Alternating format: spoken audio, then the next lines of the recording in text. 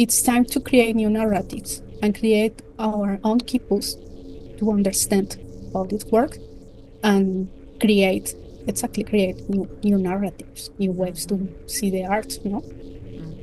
And I found that is beautiful.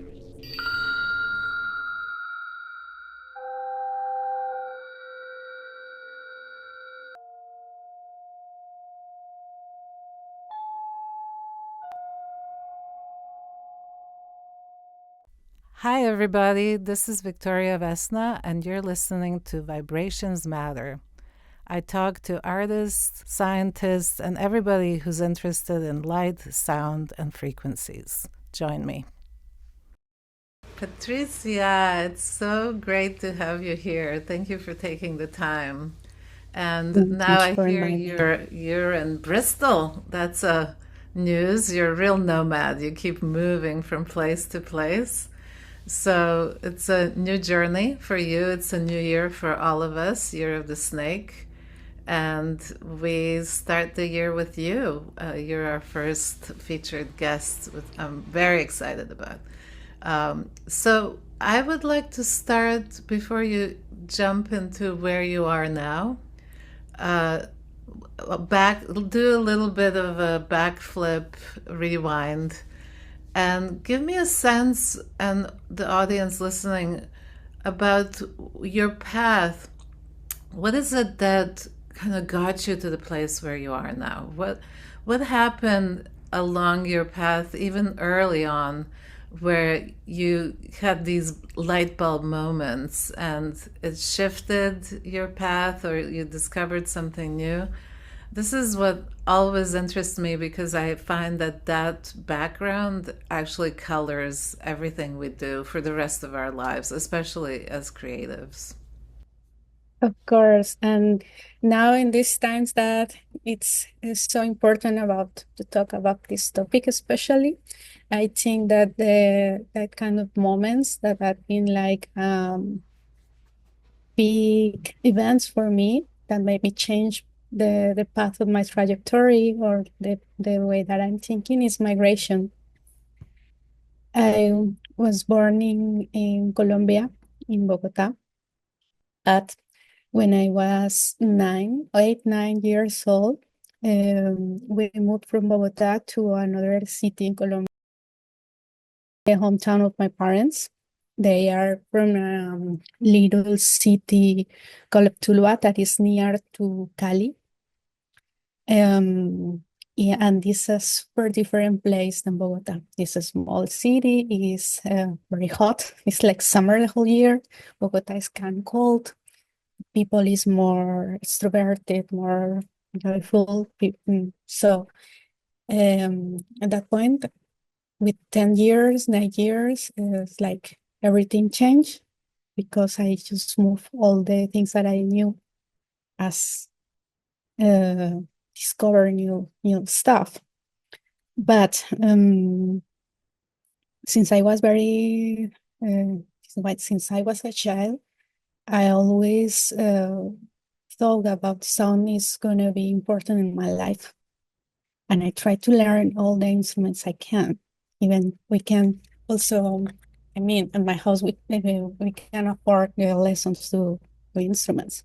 Mhm. But I remember the very first instrument I had, it was a little keyboard that my parents gave me when I was 1 or 2.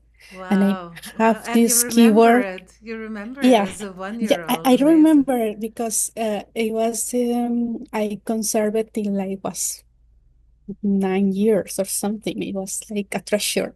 And I cannot move it or not touch it because it was very loudly. And of course, home is like, no, I don't want that you again with your stuff. And then I remember that my grandmother, who at that moment was living in Venezuela, she also was a migrant in their age. Mm. Um, she gave me a little traditional guitar that they use in Venezuela called cuatro, that only Yes. has four strings. And I didn't know how to play that guitar. but I just make noise and noise and noise and noise. So suddenly the cuatro disappeared. I don't know what happened with the cuatro. But the thing is, since I was very child, I was always interested in sound. I didn't have any regular education related with music or something. I just love music. Another thing that mark, I think, my trajectory is my father is a big music lover, Mhm. all kind of music. So I grew up with his because the way of my father to listen music is very special. He can fall in love with one song for a month. Oh, So we put the song amazing. again and again and again. So when Amazing. he came from work, um, it was his way for relax. So he's put his favorite song at the moment Right. and repeated and again and again and again. And it was very it was it's very diverse because my father loves like salsa music, tropical music, but also this romantic music from the 60s, 70s. Um, in Chile, I remember that they is called music for cutting onions. And in different spectrums of music, most from Latin America.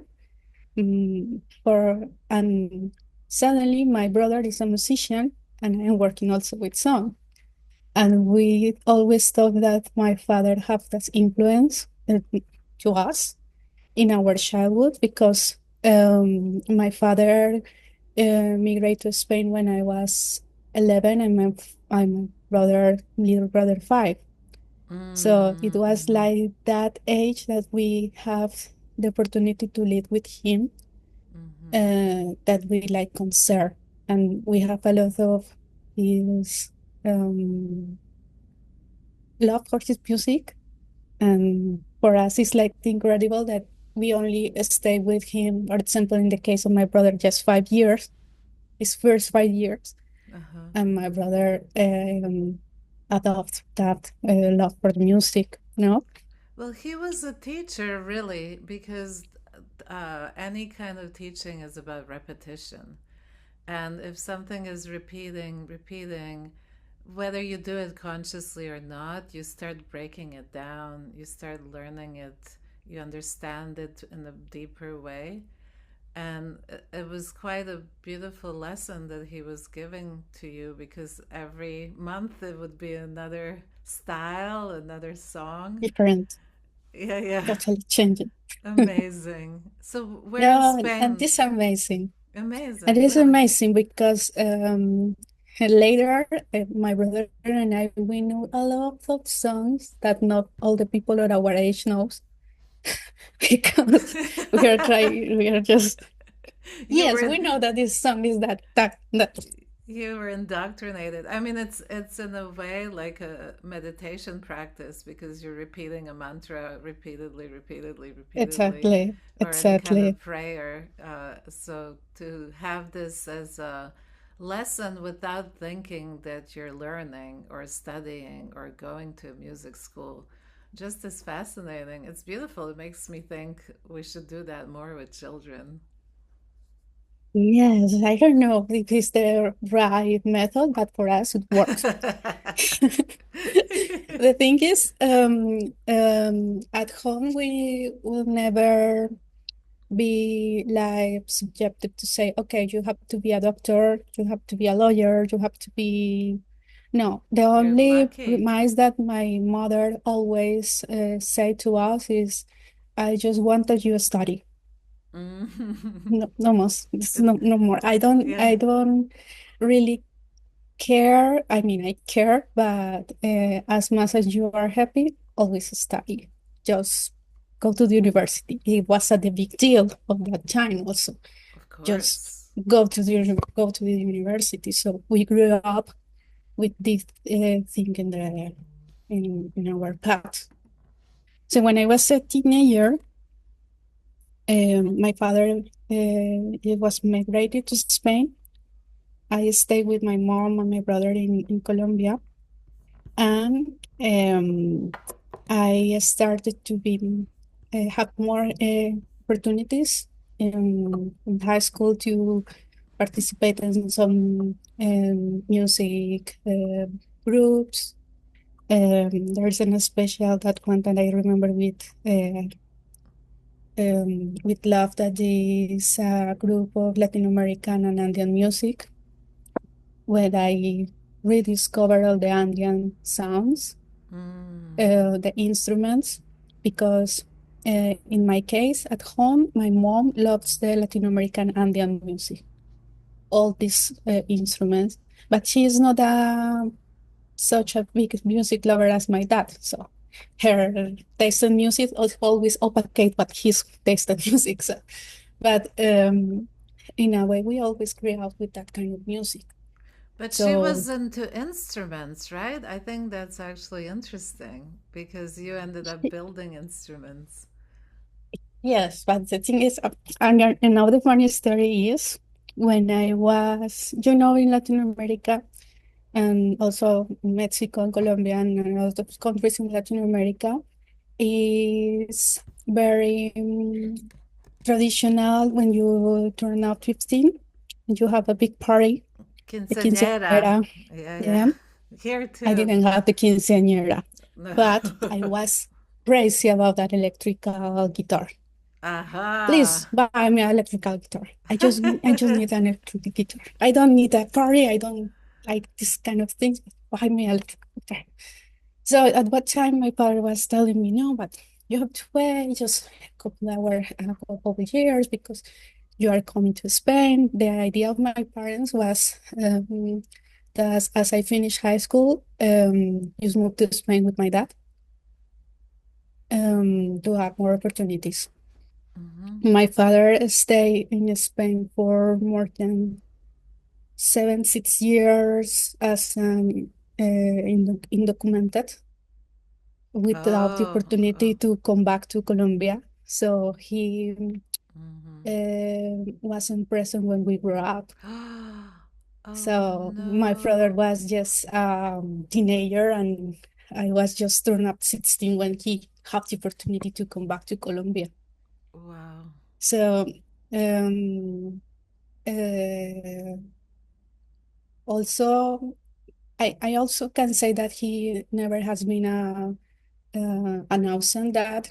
I'll always be present as in his way, Right. but um, um, the thing is, always have this kind of long distance relationship, eternal long distance relationship, yeah. And So you were quite um, prepared for the pandemic. yes, and And I the was telling time. you, And the no, time that we at the live time, in. Yeah, no, but exactly. the thing is, when the pandemic came, It's we have normal. realized to talk. It was kind of normal for us. Yes, yes. So the thing is, I came back to the story of the guitar because it's so they never give me the guitar. They have the money at that time. And when I was arrived to Spain, when I was 17 to was born 18, just in the barrier of my yes. So I was okay, Dad, I'm here. It was a big shock for me that this is my second event because I was moving for a new country to live with the dad that left me when I was a child and I was just a young adult at that moment. So we have to learn to live with each other again. You know, Mm-hmm. with Mm-hmm. my dad, he only knew me I don't know, as a child. No, Right, right, right. but so I came back and the first month say, okay, dad, you promised my guitar. If I graduate from high school, you promise that I'm gonna get a guitar. I didn't make my quinceañera because you told me that you are gonna have a guitar. So what is happening with the guitar? But the thing is, I didn't know that he was like saving for the guitar. Um, but the first month, I was with the fever because I was just in Colombia. I was learning to play guitar, electric guitar, and I was the most metal head. I was the most darkness. I want an electric guitar to still practice it. So I made one from cardboard, and I remember that the That strings is are beautiful. threads, are just closed threads. I made one to don't lose the practice. Incredible story that makes so much sense. And you can see why I asked these questions, because you can see how these progressions show up much later in life.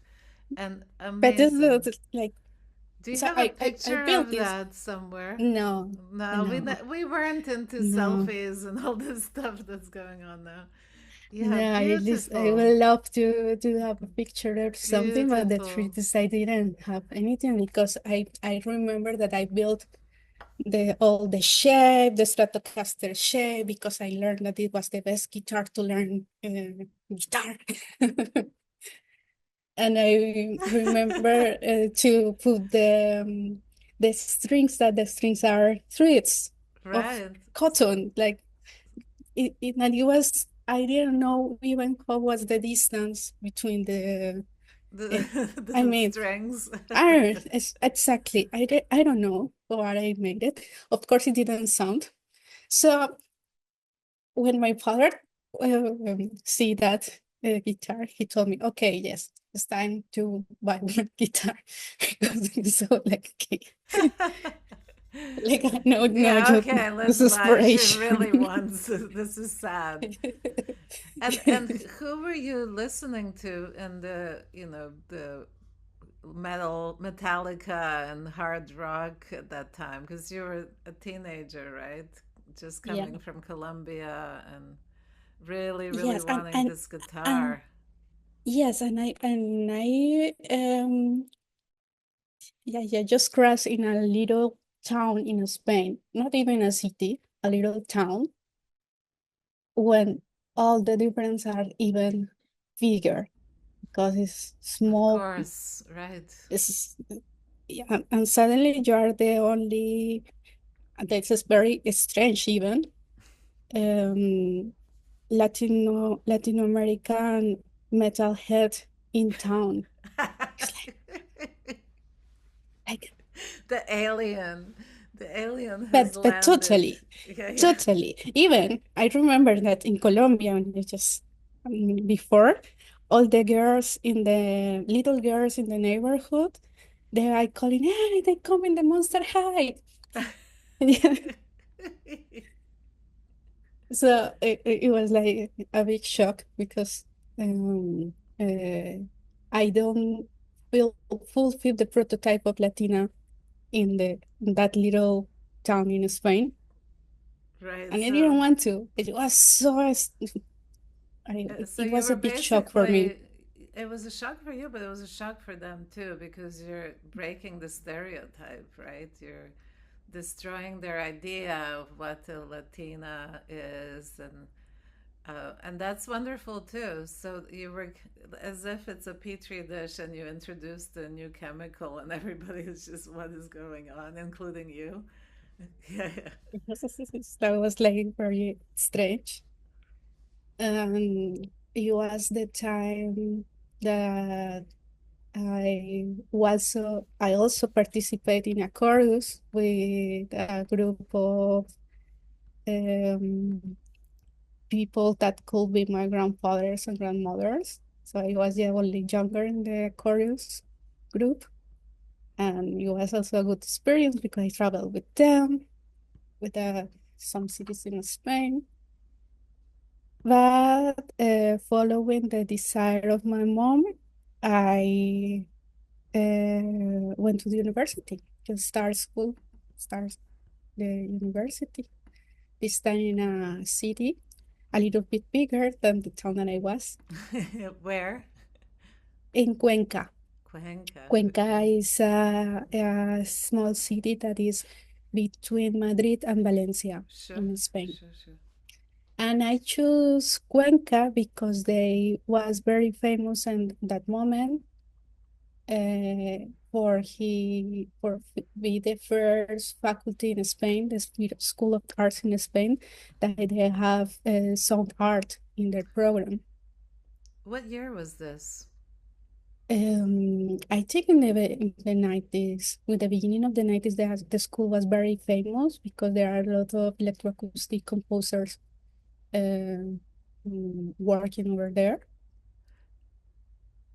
Um, but I started university in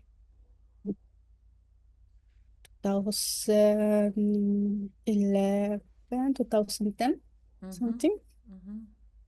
So, of course, this famous has little bit disappeared, Oh, but I I see. was super into because at that moment, um, I didn't broke out with my dream to be the best guitarist of the whole world. You let Uh, go of that. no, I mean, after finally my father bought me the guitar. I still practicing and attending, and um, internet was more available. Yeah, yeah, So yeah. was trying to learn and all this stuff. But I also getting a lot of frustration. Yeah, I'm not gonna be that. So Uh, were you alone learning this? Did you ever have a band or others who you were practicing with or playing with? no, no, in Spain, not. I always So it was very begin. solitary. Uh, Yes, and do you think I it's at that time I have to learn to stay with myself. because you really felt isolated by the society, right? You didn't feel like you were part of it, right? Is that And in correct? Spain, it's different. I can say that in Spain, after this year, it's gonna be how many years? It's 15, 18, 17 years of from that day. And sometimes it's not that you don't want to belong, is that the society is a little bit hostile. In Spain, I can say openly the institutional hate and institutional racism against the immigrants is big. Now I can say that they are horrified about the situation in the US, Uh-huh. but they are still doing the same things for a lot of years Interesting. ago. So What's surprising to a degree, not completely, but to a degree, is that it's Latin cultures and it's Latin cultures that were colonized by Spain that suddenly they're feeling all this racist attitude towards them, towards these different, it's diverse cultures that bring so much richness and diversity to Spain, right? So it's kind of a, yeah. instead of accepting it and embracing it, it's surprising. With the States, it's not surprising as well, but at the same time, there's many, many, many different immigrants coming from all over. But with Spain, there's the majority, from what I understand, do come from Latin America and do come from countries that historically were colonized. A little bit like the UK, where you have Indians, for instance, coming. But with Spain, again, to my point, a little bit surprising because it's all the same culture base, right? It should be surprising, but sadly, it's totally the opposite. It's like society and most governmental laws and structures say us every single day, you don't belong to this place. So, and it's incredible. So I sad. don't want to say the people because I knew Of people that course, of is course. beautiful, but I more against to the government that support that system. No, that That's is right. something that I got realized when I migrate. No, and Mm-hmm. I start to see. who is the treatment, or for example, and this is something that helped me to understand another big event that changed The the path. turn of my life, the path of my life, is a single date is October 12th. October 12th of 1492 is the day that Columbus arrived to the territory called America for the very first time. And I know that most cities in the US still celebrating the Columbus Day, but this is an idea of the Italian immigrants that they want to stand the biggest figure. So the particular thing that Spain tried to copy that tradition to reclaim a little bit more of nationalism. So they create the Day of the Race, Día de la Raza Española, Day of the Spanish Race. And it was like disseminated for all the ex-colonies from Latin America. So every day, every single country in Latin America celebrates not the October 12th as the Columbus Day, but they celebrate um, with this historical approachment when Columbus arrived to America for the first time. But I'm gonna tell you my first October 12th in Spain, because I was used to hear that, for example, in my school, it was an event when we remember that Columbus arrived, and that way we was learn history. Yeah. So Yes, he yes. beat, we got the We all were taught discoverment. that. Yes, we were all Exactly. indoctrinated into that idea. So the big discovery of America and this. But in Spain, um, they celebrate the Spanish National Day. Uh-huh. So, in that moment, it's Twitter, and I can see in Twitter the difference between the both continents. No, Mm-hmm. for example, Mm-hmm. in Europe, um, people in Spain even don't know what happened in the October 12th. They know that it's a holiday. You don't have to work. Is the day of a virgin, Mm-hmm. a Catholic virgin. There is a big holiday festivity in Zaragoza, and I guess, because it's like the Right, right. and the same day is the day of the Guardia Civil, or is one of the force organizations in Spain. The Mm-hmm. thing is that that day they celebrate October 12th with a big military parade Ah, interesting. It's to reclaiming. so layered, It's right? It's so layered.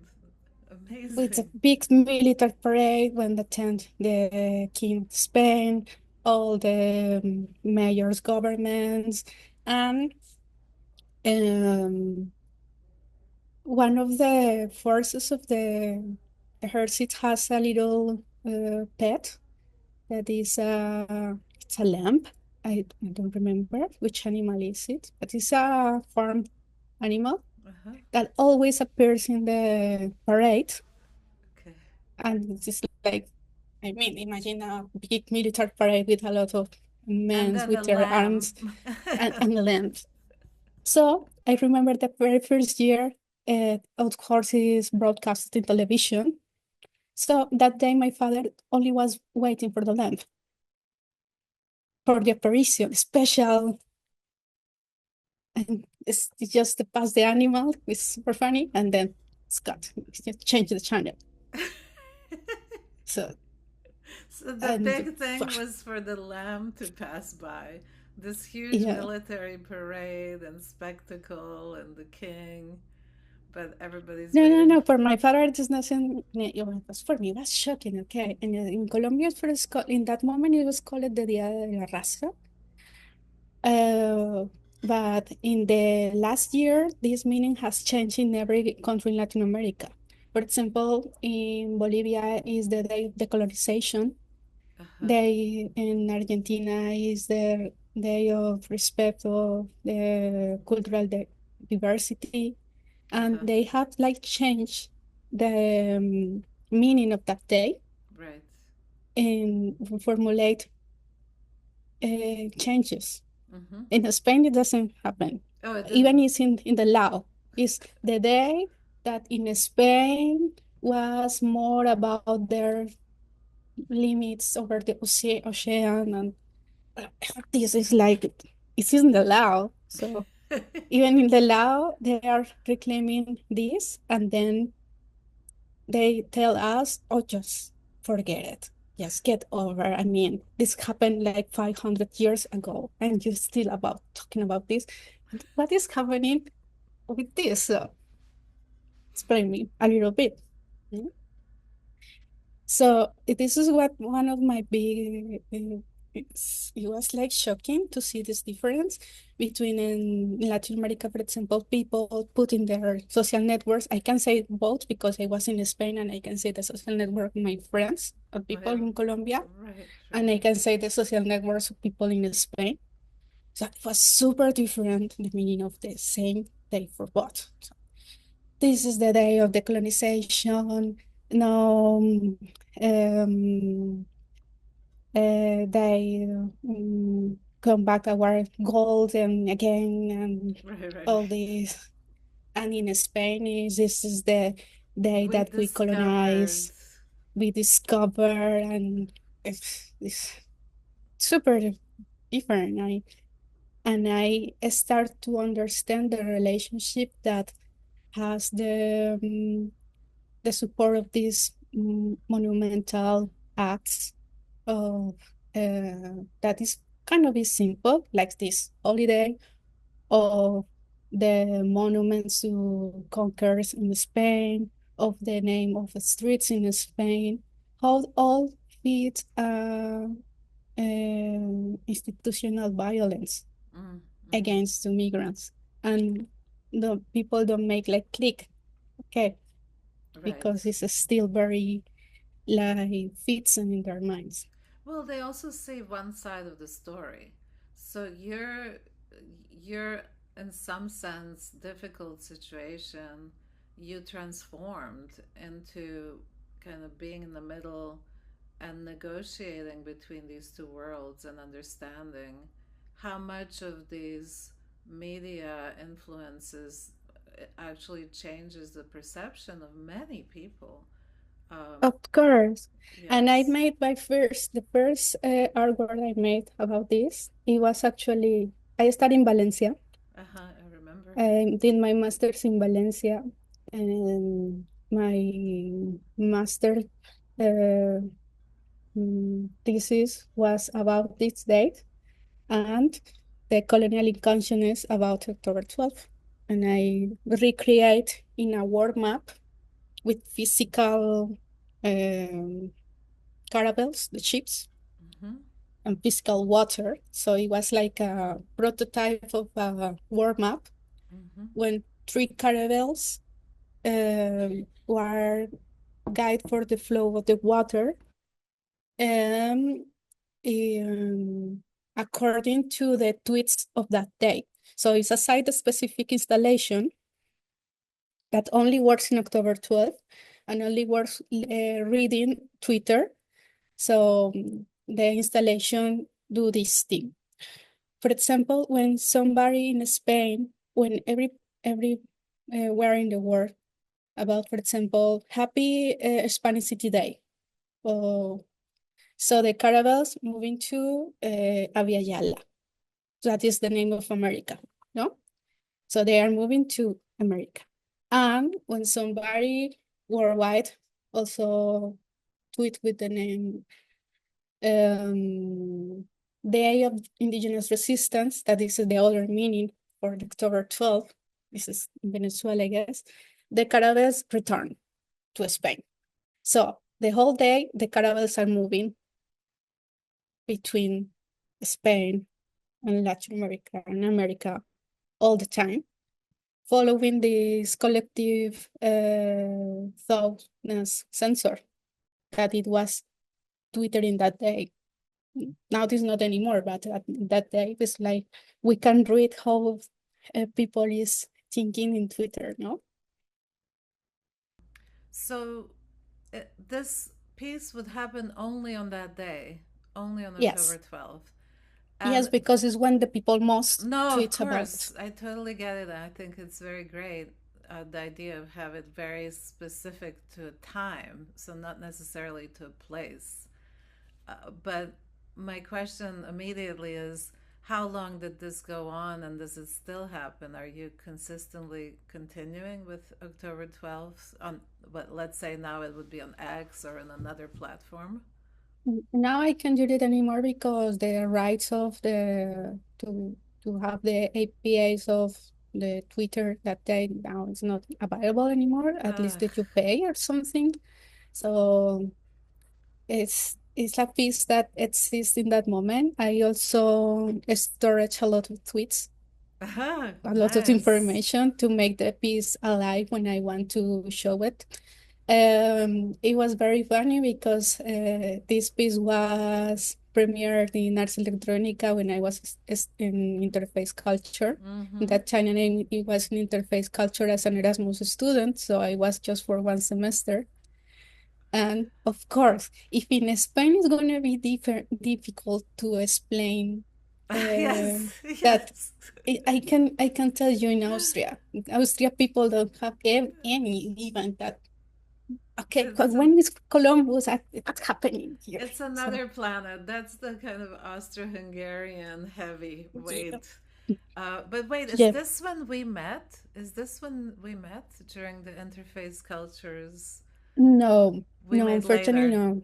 Yeah, No, yeah. we met later. I Yes, see. it was in 2016 when I was for the first time in interface culture. Then I came back for as a regular student, but first I was an Erasmus student there. I see. So what year was this MFA October 12th piece? It was in, I mean, I finished the master thesis in 2017. Yes, but it was released on 2016 in the Ars Electronica Got it. Okay. in the campus section. I'm sure I saw it. Or heard it or somehow was aware of it. Maybe you I told me gonna about send you it. the Yes. video. Yeah, yeah. I gonna send you the video, and it was. But come back to that moment. I knew at that moment that uh, I have to still talking about things that I am getting worried about. No, in that case was how see like the simple things like the meaning of holidays can change also mind structures. Mm. Mm-hmm. Mm-hmm. How also to question how history was told to us, Mm-hmm. how we learn history. No, so I have to be in a super different place on my place of born to be aware of all these things. I'm pretty sure that in Colombia, maybe I wanted to study music, so maybe I want to still study music in Colombia and maybe dedicating something, I don't know. Right. But all this changed my trajectory, my also ways to see, and also the importance to have references in academia.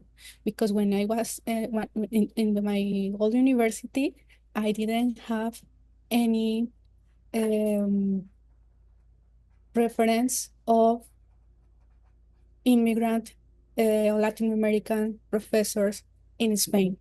I'm talking in the case of Spain, Wow. who I can see represented in them, Yes, no? yes. Or the professors who I remember for this work in special, trying to have references to start to read, no? I feel very lonely because I didn't Of know that course. what is happening. Then I discovered a big artist also working in Spain like Daniel Ortiz, for example, she also worked with the idea of October 12th, but as a performer. Mm-hmm. And I discovered, okay, I'm not alone, Uh-huh. but the curious thing is that all the people who has these similar questions or similar worries is migrant people. Mm. mm, Well, who that's kind see of obvious, right? exactly see this lack of. So um, I started to be more present in activism, Mm-hmm. in migrant activism, but at the end of the day, it broke me in a way because it's very frustrating that even when you go to demonstrations, try to help, stay aware, um, it's very difficult to change things, or at least that the people recognize the dignity of that human being. No? Yes, yes. So I wanted to stay to making art, but not in that, I could say, hard political way Right. because it was broken me. So I like come back to other things that I make me happy at the time with sound. Mm. And Mm-hmm. I was with the idea of start from fresh in interface culture when I attend Mm-hmm. there as a student, as a new student, as a regular student. Okay, I'm gonna start from zero here to discover what what I like, which media I feel more comfortable. I has been doing at that moment. I've been doing photograph and video. Mm-hmm. Mhm. I take the sound like in a point. Um, um, and suddenly in the media archaeology lecture we have, they remind us the Khipu.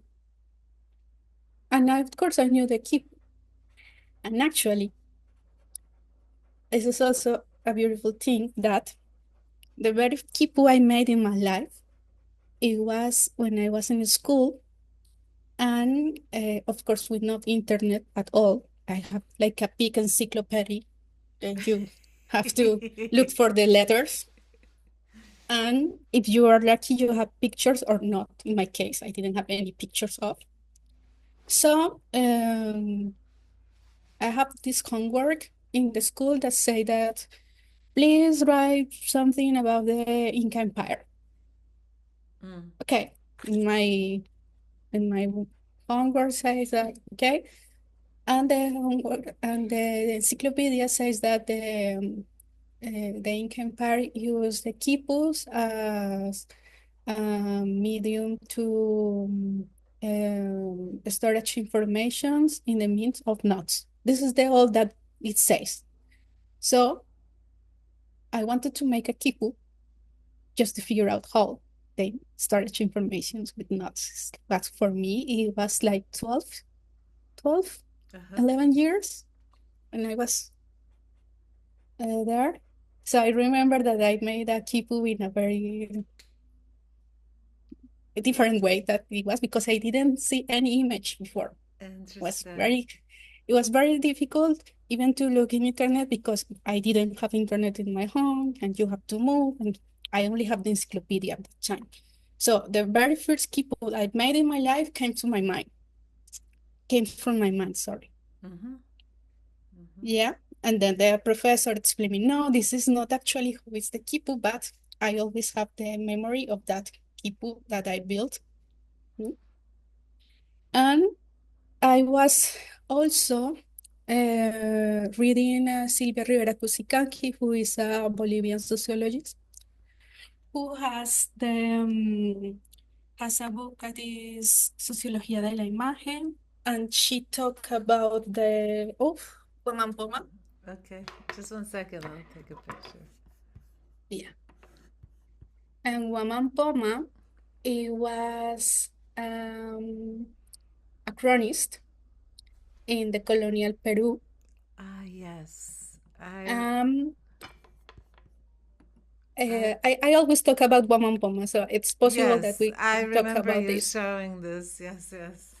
Yes, so the thing is, just for resume, this chronist wrote a big letter to the king of Spain at that time. That is a letter of 1,000 uh, pages, and most of them, of the majority, withdraws. So it was the comic of the 17th century. Oh, It was like a wow. comic book. When he told of the Spanish colonizers what the treatment with the original people, so how could be better and this.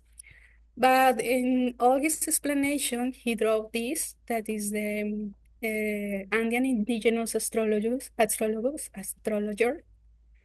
that represents the man who can walk between art and science with the same, without to taking any label. Uh-huh. At Yeah. that time, astrology was science, but also they knew to know how was the position of the sun and the moon, and the way to cultivate the food. And also he has a kipu in his hands. Right. Yes. Okay. That's Okay, he has a kipu in his hands. So for me, this is the image of all the persons who are in this crossing the boundaries all the time in art and yes, science. yes. Yeah, because at that Beautiful. time they didn't know. They didn't have to Yes. know, okay, this is science and this is science. All these labels came with colonization.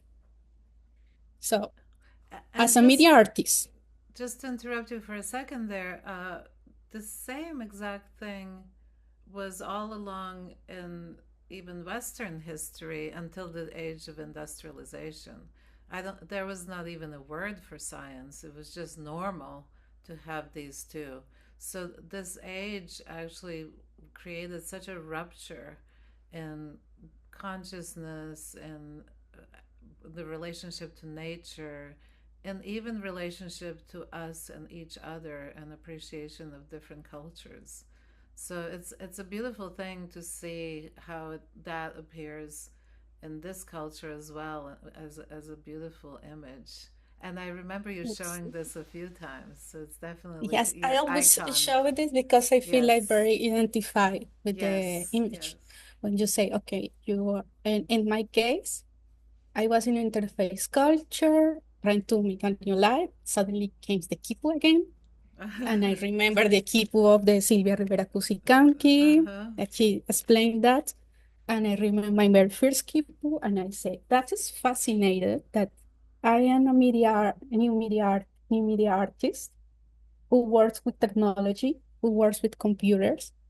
How is that I don't know, remember the story of of the technology in my From the origins? past, How yes.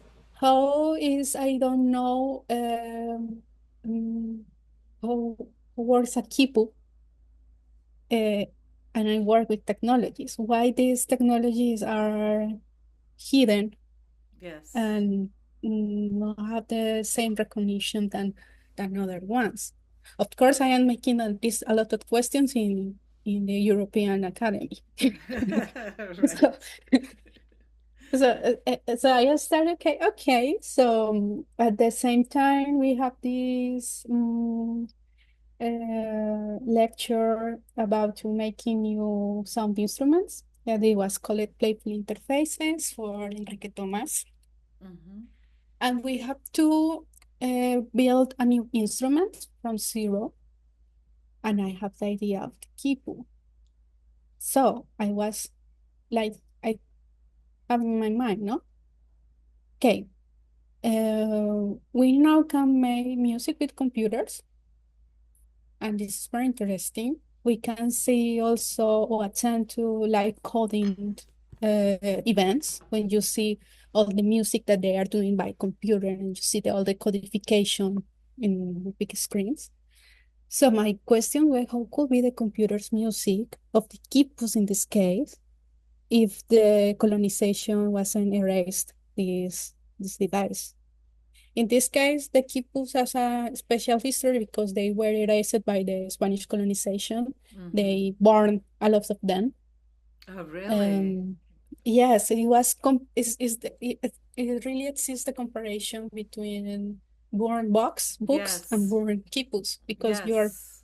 burning information, you know? Exactly. Exactly. I wasn't aware And of the burning. I never heard that before. What it's years are we talking about historically? About. It doesn't have to be anything the precise, but just to get a sense. 60, It was okay. 17th Yeah, century, yeah, got it. some kind. And the Because it was after even after the colonization, right, all right. the LDO realized that indigenous people can communicate each other with quipus, and they are able to storage uh, very Information. important information. So always said, okay, can be a complot. Oh, wow. So it's this witchcraft, and they Yes. have to be burned. Wow. Again, a Mm, parallel, right? so Interesting. it's just it was The crazy. I still a lot of people it was erased all this technology because it was forbidden, and even the people who study to make quipus that they also go to school of quipus. They mm, were called the well, quipu camajucs, and they mm, study around 4 years to learn how to make quipus. They were like also incredible. erased. Mm. Incredible. It's such a mind-boggling thing for a Westerner to look at the Khipu and then hear all the complexity that it holds as information. Uh, so even the idea of 4 years of study, and then when you're looking at something as absolutely minimalist and gorgeous, just simplicity to the core, right? Yeah, this is Incredible. it's amazing and beautiful the complexity of this Yes, technology. That yes, seems very simple. I mean, there are notes. Most of yes. the notes can be revealed. They say like mathematical information that Mm-hmm. experts can like translate. But there exists a lot of peoples that the experts can translate. So there is a thought that maybe that Quipus contains pieces of art. This Mm-hmm. is kind of the speculation because this is no demonstrated. But you know what? I was like in all this Kipu, entering this Kipu history Keep a world. uh, and the Kipu world. And of course, I have to still following my path in interface culture. So I made my very first Kipu and as a MIDI controller.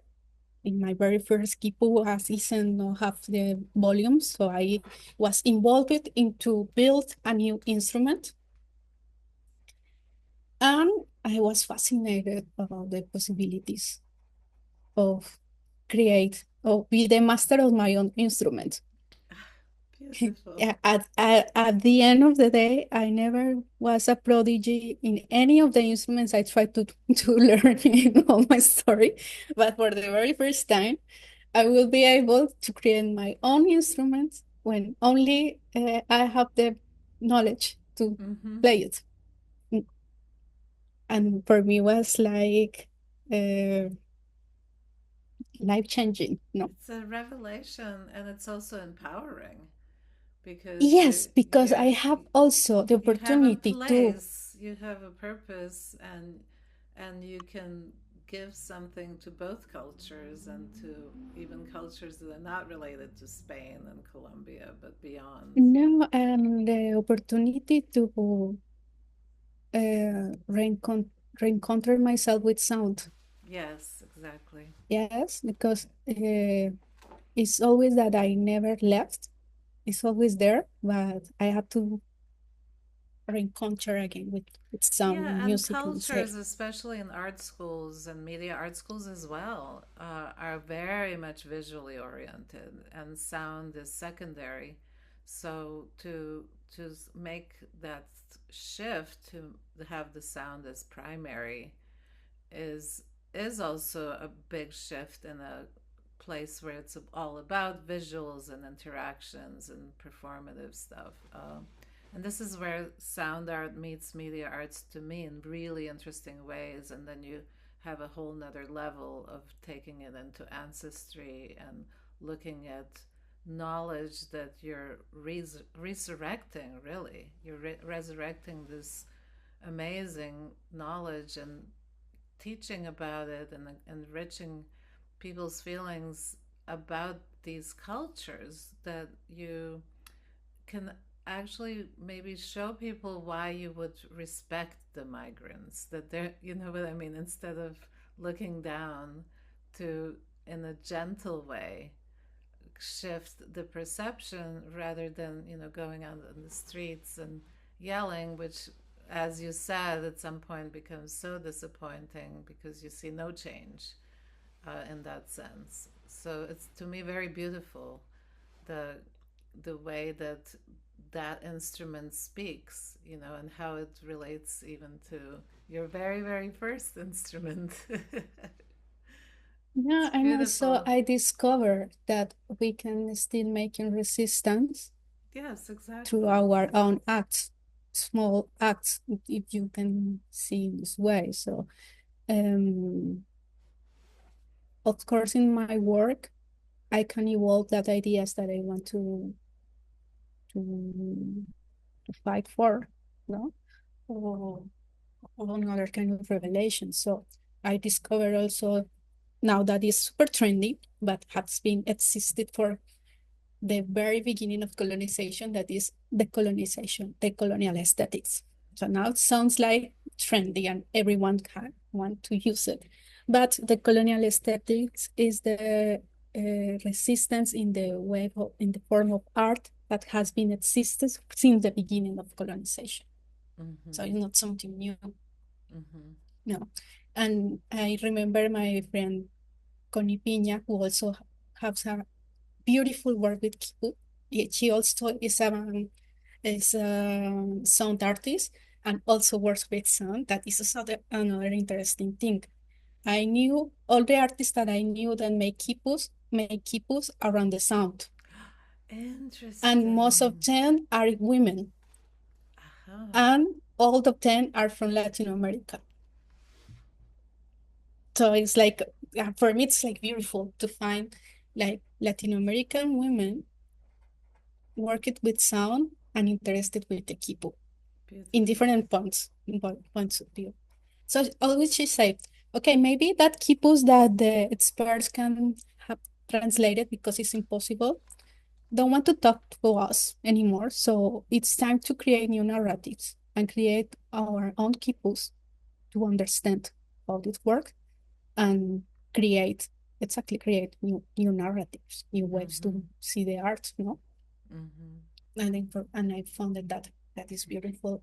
And I say, okay, and this is like the path, but it had to pass all these of different uh, um, situations that Mm-hmm. I but to understand that the things that I like it to do is in this space. In this case, is in reformulate ancient technologies from Latin America in sound instruments to understand better that technologies, but also to create sound performance that serve me to me as rituals to acknowledgement to all this wisdom for the people that the people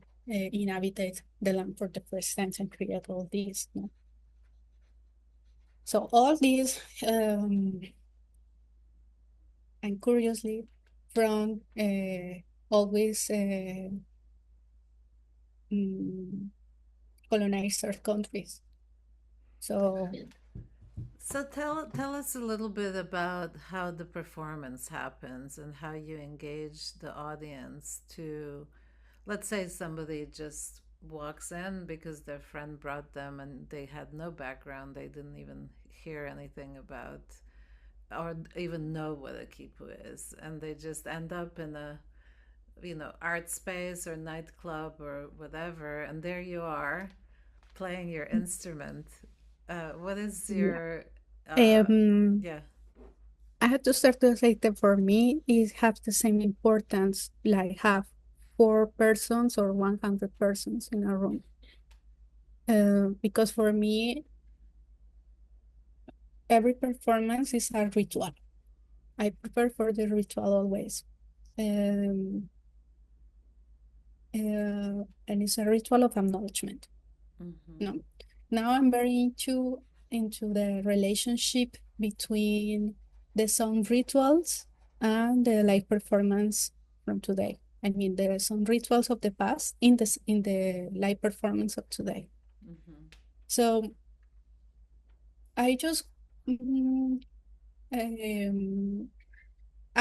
another point is I like to be in the same height to the audience. I mean, I don't used to perform in an scenario. I used to perform always looking at the screen, in this case, Mm-hmm. looking at the visuals of the Khipu and with all the people around me or by my side. Yeah, Oh, so this you makes me create feel a more of a circle around you that's on the same level? Is that what you mean? exactly, Okay, exactly. I see. Because I like the people feel more close to me and don't have this hierarchy between Right, right. uh, artist, performer, audience that is Yes. always there. And this is something that I learned in Chile, actually. In Chile, I knew a musicologist, um, Jose Pérez de Arce, and he explained me that the, the Andean indigenous, they all believe that every one of they are musicians. There is no this distinction between oh it's a musician, it is the Right. artist. No, no. Everyone that have able to enjoy the music has the label of musician. Nice. So and they also play in circles, and Uh-huh. they also play as a group, and they can join. And of course, the structure is very different, but they say that is not this hierarchy. No, And if because you think about it, that would be true of most cultures before, again, we get to the age of, you know, industrialization and hierarchies, Renaissance, etc. But if you go back in time, it would be circular and it would be ritualistic, even in Europe, if you go really back in time. exactly. So it's such a natural way. And then do you have the audience also participate somehow with dancing, or is it more meditative where they're sitting around you or standing around you and enjoying it? This is very interesting because I have performed in many places here in Europe. People is still having the the thought that you are going to see a performance, so you have to visit Exactly. and present. And then they just came and say, "Oh, this is very interesting how this works," and make a lot of questions, and yes, but in the finish of the performance. Right, right. But I play in Chile, uh, and I just I make the same exercise. I was in the middle, and the people came around and see and take picture and stay with me and dance and stay. You're moving around. So I always, when I start a performance, I say you can stand up, you can come to look closer if you feel it. you can close your eyes or Right. you can But do whatever you want. yes. No, I have noticed that for most of the people, it's more contemplative. Hmm. That the sound, it's more, it's like mm, more inviting to the contemplation. It No, absolutely, that's how I experienced it when you performed it at UCLA. I immediately was feeling like I want to sit down and just close my eyes and listen, and then and just occasionally stay present stay and present. just stay present. And it really does take you to a place, which actually reminds me, speaking of ritual, which I feel is so critical in today's age, in so many ways. The problem of even eating without some sort of minor rituals, sitting down and saying thank you to the food, to, of course, performances. When you came to visit at UCLA as artist in residence for the Atmosphere of Sound project, you noticed something that maybe others have, but you voiced it, that every email you were receiving while we were preparing for your visit would end with acknowledgement of the land. And when you came to the land that was supposedly acknowledged, you didn't see any of the acknowledgement anywhere. You voiced this, and you actually demanded to get respect and approval from the land before you start work. And I was a little bit nervous, thinking, what if there is no approval? What if they say you can't work here? So we went to the botanical gardens because I thought that would be a beautiful space, and the weather was perfect with my class. That was a class that was very multidisciplinary, the honor students. And I have to say, it was such a shift for them. They were a little bit even shocked because I took them out of the classroom. We went to the garden, and here's this visiting artist that's performing this ritual asking for permission. You were asking for permission to work there.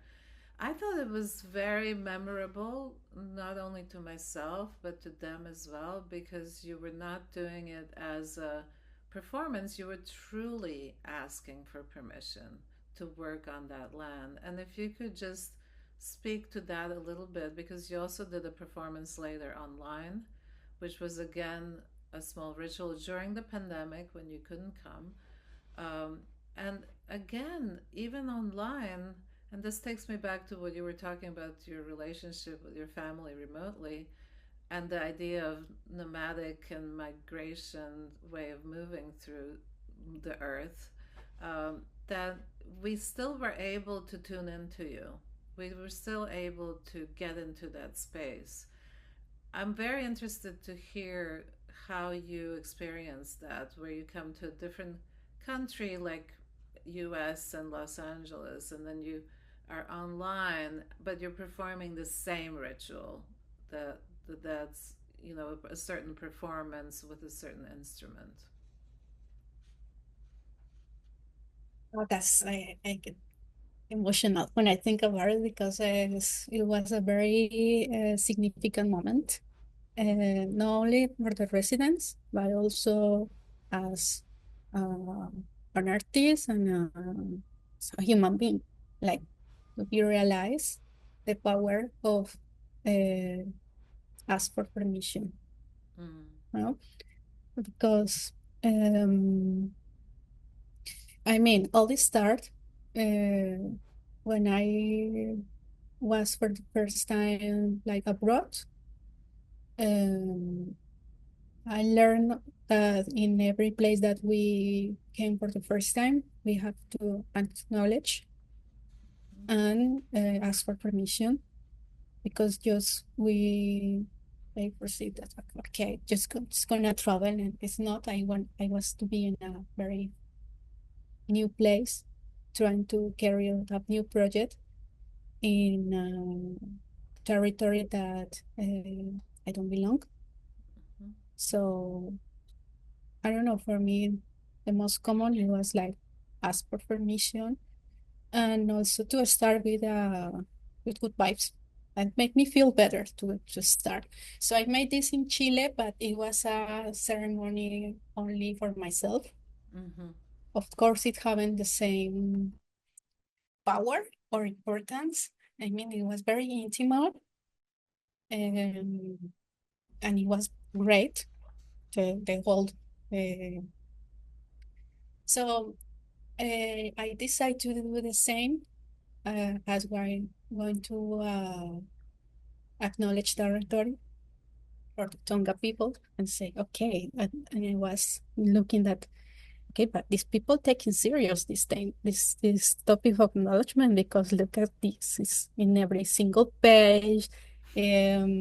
Universities, I feel like, wow. And of course, I came to us UCLA and I said, okay, it is not nothing about that was what was. So I talk about, okay, Victoria, I'm gonna make this acknowledgement and ask for permission ceremony, and you organize everything else. Of For me, it was course. okay, okay, if you want to participate, I will be happy that you were here, but of course, and then it was grow. It was grow. It Uh, was beautiful, or it was big. actually. In in Yeah. in, in yes, in a It's, couple, imagine that in a couple of hours, all evolved in a beautiful encounter. yes, exactly. Um, Exactly. because I didn't realize that for them it's gonna be so big. Oh, they're gonna have this vision. No, I just Mm-hmm. wanna like say, okay, what's happening here? That we have in in a land that don't belong us to us. So, how we can make the best for honor that land. Yes. No? Yes. And and of course, I'm pretty sure that if you have good good heart, and Mm. good desires, and all the things that you're gonna do are Well, well I good, it's gonna be fine. thank you so much. I mean, I so appreciate you and your approach to work. And without knowing any of these details, when I first met you in Lens, the interface culture, I immediately felt the heart you're talking about. And I work very much from that place where just this feels right. It doesn't matter whether you're a student or a huge star. To me, it's just like you. I have no hierarchy there. I just feel like this could be an old soul that's back trying to make a point here about Khipu. And I've learned so much from you, and I'm so excited that you're going to come back and that your work's going to be at the Fowler Museum next to an actual Khipu, which we also did, if you remember. We walked Yeah, over, and yeah, this was also in such a beautiful way because um, that the show was going to be their group show, and of course, as you know, it's also dealing with climate change and sound, and the we had to cancel doing it there because there was a big flood, and so it was very much, the elements and the natural system was determining how this goes, and you have to go with it, you flow with it, and uh, I think it's fantastic, and it's working out in the perfect time.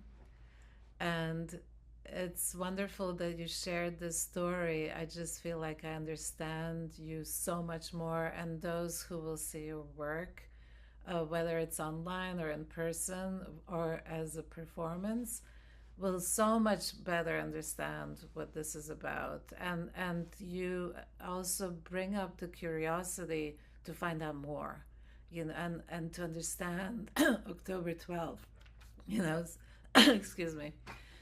So it really brings up that curiosity to find out more, to respect, to really just be in awe. How could this instrument with just notes be telling us everything about the universe, and then to have it also with sound? It's wonderful. I really appreciate you, and I thank you for taking this time to explain it and to very Thank you so genuinely much go for the into invitation. your beautiful story, which is just the beginning. I think you're gonna It's go. just the beginning. It's Yeah, just and the it was so beginning. nice to talk to you. And it's always Same nice here. though. I always feel that we share the same Yes, I agree. vibration. I agree. The vibration matters. So give me your hands. There we go. Thank you so Thank you. much. Thank you. Thank you, Victoria.